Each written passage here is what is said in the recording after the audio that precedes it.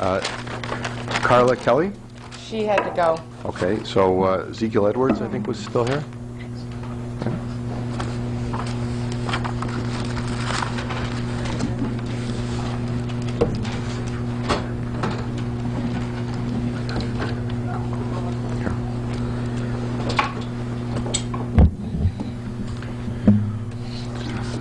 Mr. Chairman and other members of the committee, thanks a lot for having me testify here today.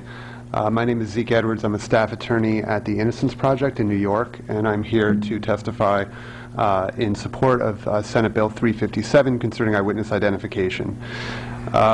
This bill actually reflects issues that provisions we've supported for quite some time at the Innocence Project. Of the now 234 people who have been exonerated through post-conviction DNA testing, we know that a full 75% of their cases involved at least one, if not many, mistaken identifications. As we know, mistaken identification harms not just the wrongfully convicted, but the entire community.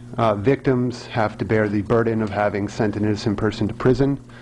The police have to understand that they've spent resources targeted at the wrong person while the guilty person has remained free.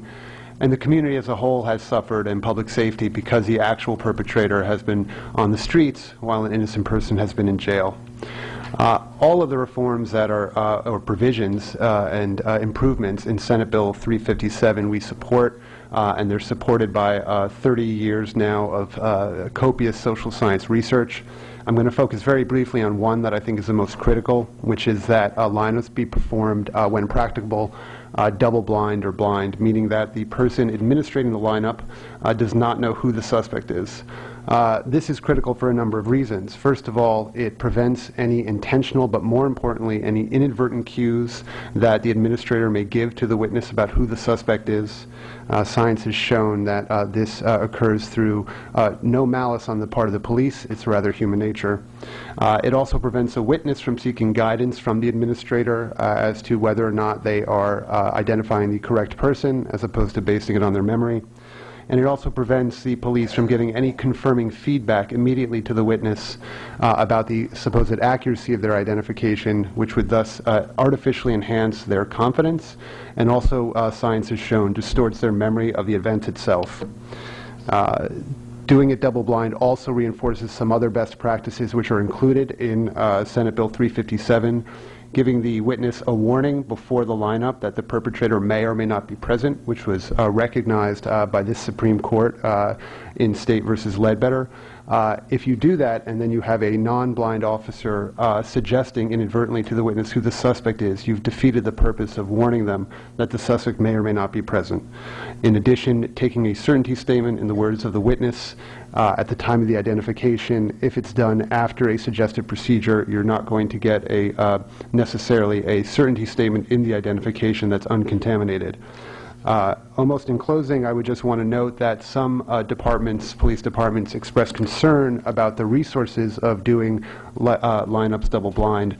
I would first note that a number of departments across the country, from from Dallas to Denver, from Minneapolis to Milwaukee, have done them double-blind and have liked them and not complained of any cost. There are also some low-tech ways to blind administrators by using something called a folder shuffle method, which would not require any additional resources. And those departments that have done that have reported that they've done it with success. I would conclude there as having heard the bell. Well, thank you very much for your testimony today. Thanks for coming up from New York. Was it you? Were you here last year, or was it one of your colleagues? I was here 2 years ago. It was my policy director who was here last year. Right. We keep coming. and we appreciate it because it is very interesting how slowly but surely these types of best practices are being adopted by many police departments throughout the country, and certainly part of it has to do with the advocacy of the Innocence Project. So appreciate that. But do you have any sense at the moment whether how many of the Connecticut departments are adopting these best practices? I don't. I know obviously they're not mandated by law, either by legislation or by the courts, so I'm not sure. I've heard that some departments, and I think there is somebody here who can probably speak to that from the police department if I recognized him correctly, but are following a number of them. Obviously, the advantage of legislation. We've had, if I could just comment on that, some states that have asked, actually by law, for police departments to come up with written guidelines on best practices, have now been surveyed a year later to see how many have actually done that. And some, in Maryland, for instance, many departments are falling short of what they are required to do under the law. In Wisconsin, many more are coming, actually coming in compliance with the law. But the point is it's very hard to get consistency across the state and uniformity. And on that note, in some states that have actually used Freedom of Information Act requests to figure out what police departments are doing in their states.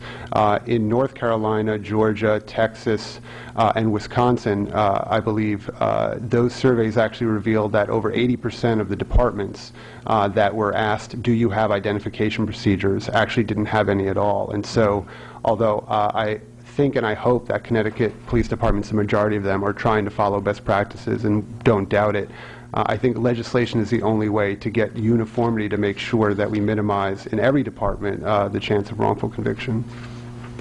Thanks. And I do know that a number of departments in Connecticut are actually adopting these. Some, not all of them. I mean, some of the best practices, but not necessarily all of them. And but I think as time goes on, I think more departments are becoming more comfortable with these. And I think in light of some of the recent exonerations we've had here in Connecticut, which were basically eyewitness ID cases, right. I think people now understand the importance better than ever of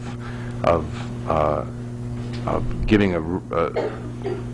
well, let's say second-guessing these eyewitness IDs, especially when they're stranger IDs, especially when that's the only evidence they have. So, just one other note I'd throw in is that they're also strengthening prosecutions. I mean, I know that police departments that have started to use best practices have said that the number of challenges, defense challenges, to what they're doing have declined. And I go around training defense lawyers on how to basically litigate cases on ID where procedures are not being done in accordance with best practices. That's going to be happening more and more. But if police departments start following best practices, then those defense challenges will be rendered useless. Yeah. Okay. Well, thank you. Are there further questions? Representative O'Neill? I'm reading through your testimony, which is fairly lengthy, and I'm curious about, because I haven't finished reading through it, but I'm just, are there other states that have adopted a statute that's more or less the same as this, that contains all this language? Yes. And actually I meant to mention when I was talking about cities that are doing it, for instance, double-blind, the state of North Carolina adopted widespread legislation that's prescriptive. It requires all of these best practices, including double-blind, sequential taking of witness statements, how you select fillers. They passed that legislation in North Carolina in 2007. The state of West Virginia in 2007 also passed a law that required some of these best practices, including witness instructions, for instance, in taking confidence statements, and then required studying some other areas as well. Some states have passed study committees to look further into these issues, and then some states like New Jersey, their Attorney General passed guidelines in 2001 that were binding on all law enforcement throughout the state to do double-blind sequential lineups. So I'd certainly say more legislation has been posed than has passed, but there's a number of jurisdictions every year, including New Mexico this year, for instance, where I just was, that have considered this legislation. North Carolina and Virginia and West Virginia are the two that have actually passed prescriptive legislation thus far. Okay. And then New Jersey, it's by an order from the Attorney General there. Correct, and there are cases that have come up and are percolating in the courts to do with whether or not those are binding, and it's certainly pushed forward some of the common law kind of interpretation of best practices in New Jersey based on the Attorney General guidelines. Okay, so that would basically, we have 3 other states that have done something along the lines of what's proposed here. That have passed, yes. Okay. And when you say that there was legislation was passed in 2007, did it go into effect that year, and did we have any actual outcome experience in those states that adopted it? In North Carolina, I don't know exactly if it was, from a year from now or 6 months from the passage of the bill. A number of departments in North Carolina, like New Jersey, if they were to pass legislation, were already following best practices. And so the police chiefs that I've been in touch with that have used best practices, either through mandated, like in North Carolina, or on their own, like in Northampton, Massachusetts, have reported success. I don't know when you say they've been happy with the change. I don't know if that's the measure that you're asking me about. Well, I guess one of the things that I'm not sure about, one of the things I'm not sure about is what the effect of this would be. I think that law enforcement people probably think they will get fewer eyewitness identifications. Now, I'm sure they would get fewer false ones, but they might also get fewer correct ones. In other words, there's sort of a raising of the threshold of potential doubt in the mind of the witness, who's when you say he might not be in here at all. I mean, maybe he's there, maybe he's not. So the person has less doubt in their mind when they don't hear words to that effect. So those people who are knife edge, kind of hovering and trying to make up their mind about whether to pick somebody, might tilt against picking somebody. So in other words, I'm not articulating this very well, I don't think, but it's presumably the concern that law enforcement would have is you're just going to get fewer identifications of any kind, false ones as well as accurate ones. And I'm wondering if there's any evidence that the number of eyewitness identifications actually goes down as a result of using these techniques. Well, actually, I think that's an excellent question. I think it depends on which reform you're talking about. So, in other words, there are some reforms, and it also depends, there's usually conflicting studies. So, for instance, the warning of the witness that you just mentioned, there was a meta-analysis done by Nancy Stablau in Minnesota, I believe back in, I want to say 1992, but I wouldn't quote me on that, that found that actually, by giving that warning, you reduced mistaken identification without any palpable effect on correct identifications. I have read a study that said actually, you reduce mistaken identifications by a significant amount, and there is a small decrease in correct identifications. And so from a policy perspective, it's either that, from the research that I've seen, it's either no decrease or a small decrease, and yet the decrease in mistaken IDs is far greater. So that does become, I guess, a policy question if you have that. I would also say the same for sequential versus simultaneous, which we're currently studying further. I would like to add that the one provision that I highlighted as most critical, that it be done double-blind. I haven't seen any research suggesting that if the person who's administering the lineup doesn't know who the suspect is, that it actually decreases accurate identifications. It seems to just bring down suggestion and increase accuracy. So that's really, to me, the most critical and doesn't necessarily depend on these others. But I think the other note I would just say, which you also raised, is that the effect of these best practices, I think, is most powerful with witnesses who are, as you said, wavering. And often, and I'm not maybe speaking scientifically here, if a witness is really wavering and is not sure if that is or not the person, that's usually not as good a witness as somebody who looks at the lineup and says that's the person, either immediately or with confidence. And so if you have good witnesses, the fact that you're telling them that the suspect may or may not be present should not deter, or I don't think would deter, and I don't think science shows deters, accurate identifications. I think these reforms are aimed at weaker witnesses who are prone to guessing. And it's true that when you guess, you'll sometimes guess correctly, and that's maybe why you bring down the accurate. But you're also going to sometimes, or depending on the situations, often guess incorrectly, which is why I think we've seen so many mistaken identifications contributing to wrongful convictions. Now, and I was curious about the people who are, in some of the examples you cite, there were a couple of ladies who I guess have switched, so to speak. They've become strong advocates of the techniques that are outlined in the bill.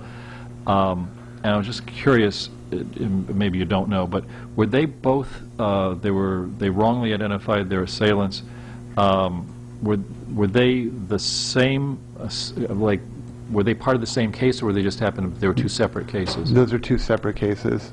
Okay. One was from, well, one I know her well, and I work with her frequently. Her name is Jennifer Thompson, and she's from North Carolina. And that was a single perpetrator rape case where she studied the rapist throughout the obviously horrible ordeal and subsequently misidentified him both at a lineup and at 2 subsequent trials. They actually have just written a book together, believe it or not, The Falsely Accused, and her, called Picking Cotton, about that experience. His name was Ronald Cotton. Oh, kind of a, well, made for a good book title, I guess. It did. So, okay, so these two, because I was wondering if for example, that there's a higher rate of misidentification when you've got other victims picking the same person as kind of a reinforcement effect there, or anything like that, or is that? Well, there's definitely, if witnesses are aware that if you and I are witnesses and I'm aware that you picked somebody out of a lineup, that is going to increase my tendency to pick that person, and then perhaps, or if I've already picked them and I know that you have, my confidence in that identification somewhat falsely. I think ironically, well, not ironically, I guess it makes sense, that courts tend to look at that differently, that if you have multiple eyewitnesses, that would seem to be corroborating evidence that this is a good ID. And I'm certainly not going to stand up here and say that if 4 people ID the same person, that isn't necessarily good corroborating evidence, but we have seen through our exonerations a number of cases where people were misidentified by as many as 8, 5, 3 people, all of whom were wrong. And so one of the best practices that we call for is to separate witnesses before, during, and after procedures so that you can avoid some of that contamination. And I'm sure a number of departments already do that. Yeah, because I was looking at it, I didn't go back far enough through your testimony, that there were these cases of